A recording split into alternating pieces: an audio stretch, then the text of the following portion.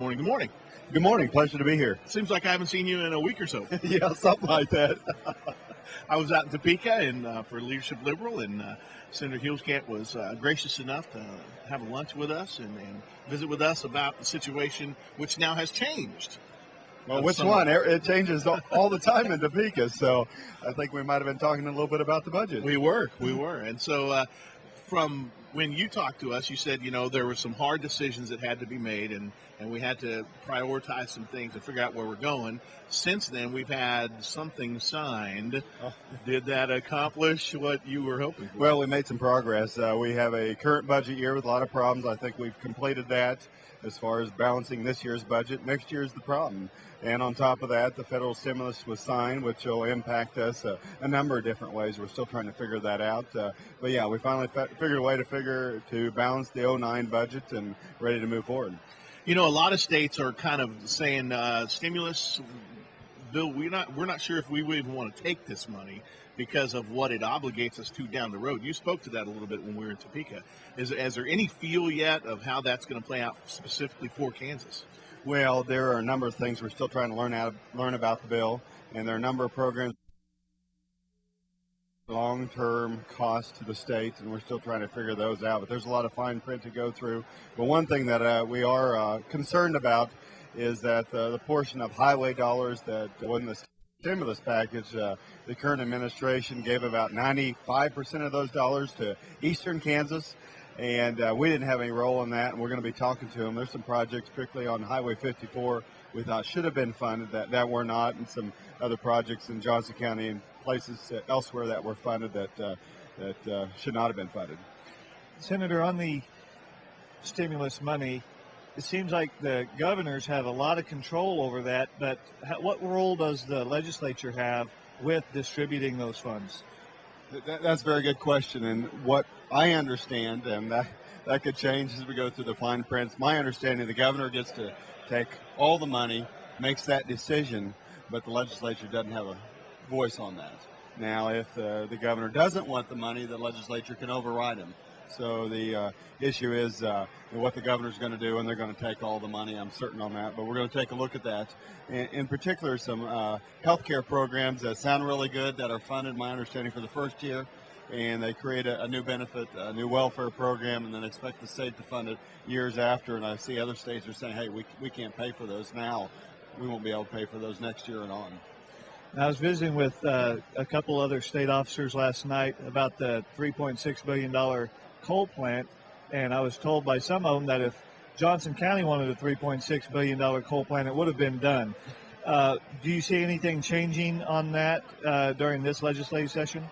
I think we have a pretty darn good chance of passing that. We have a test vote in the House this week, and that'll give us a real good sense by Friday of where we're at on that. But with challenges come opportunities, and actually in challenging times such as this, when we have mass layoffs in multiple other cities across the state, there are a lot of union jobs where folks would be dying to have those jobs in Holcomb. And so actually in these difficult times, I think folks that didn't vote for it are taking a second look at it. And I think possibly we could pick up enough votes to override the veto. We know the governor's going to veto it again, and she just has a position opposed to that type of expansion. Senator, one of the things that for those of us that are more simple-minded and just barely kind of remember civics from school, which probably tells you how old I am that I even call it civics. But we've had in our state, we've had the Supreme Court tell the legislature how much money to fund education. Now we have a stimulus bill that's going directly to the governor, where the governor distributes it the way she wants. Where did the train leave the tracks in terms of separation of powers and the functions within the branches of government?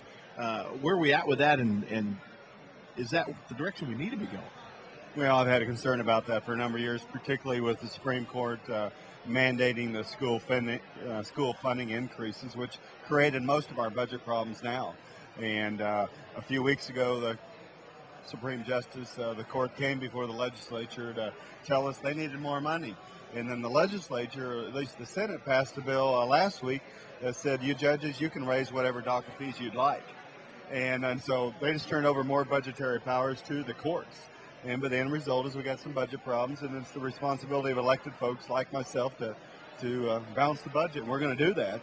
But the courts have not been helpful on that, and neither have the Fed. So, yeah, it raises some serious questions of who's in charge, because the courts are not accountable to anybody, but elected folks like myself are. And yet you're the ones that so often we go, we're in this budget problem. It must be the legislature's fault. Well, it is, but I keep telling people they use the word "we" very loosely in Topeka, and I have had a consistent pattern of voting against the budget increases. We were afraid we'd come to this day, and there's going to be some hurt across the state of Kansas, some budget cuts that people aren't ready to make. Now, Pancake Day's been something that you've been familiar with now for several years. 60th running today. Any chance you're going to maybe hop in that pacer race? Well, I'd love to, but I've got to be in Topeka for a vote about 3 o'clock, so I'm going to have to jump out of here after the breakfast and head back to debate some bills on the Senate floor. Well, I know that your family has been here for several years, and we certainly appreciate you coming out. I know it's a busy time in Topeka. Appreciate you taking your time out to come all the way out to Liberal Kansas. No, and in many ways, I'd much rather be here than sitting in Topeka, so I enjoy it, and it's a fantastic event, and we're always proud to go up there, as we have for many of the last 13 years I've been up here to announce, hey, we won again. So I hope that's the case. So I keep telling them in Topeka, if we keep winning so much, only might quit on us. But I doubt they will, but I hope we win again. So. Well, from the looks of things, it looks like you probably don't have to go back to Topeka and tell very many people we won today, because they're all here. Yeah, it could be. Exactly. That's good to see. It must be an election year next year. I bet it is. It must be. I saw a few names on our list. I feel very good of our chances this year. The weather looks good. We got some kids that have run in some state track tournaments, so really? We feel pretty good. But I also heard from the only mayor that they're stepping it up this year too. So you raise the bar. Isn't that what rivalries do? They raise the bar for everybody. Competition is good, and I just hope we win. All right. Well, again, Senator Huelskamp, thanks for stopping by. I know this is a busy time trying to get around and see everybody, especially when you have to jet back to Topeka real quick. Well, I wish it were a jet. It's one that drives on the ground, but that's I'm sure you follow the speed limit. We're absolutely certain of that. Absolutely. I haven't broken it yet this morning, so the day's early, right? All right. Again, we are live from the Seward County Activity Center. It's Pancake Day. Senator Huelskamp, just one of many, although more important to us locally because we know him and he's from our area. Stay tuned. We'll come back and wrap things up here on the Daily Grind.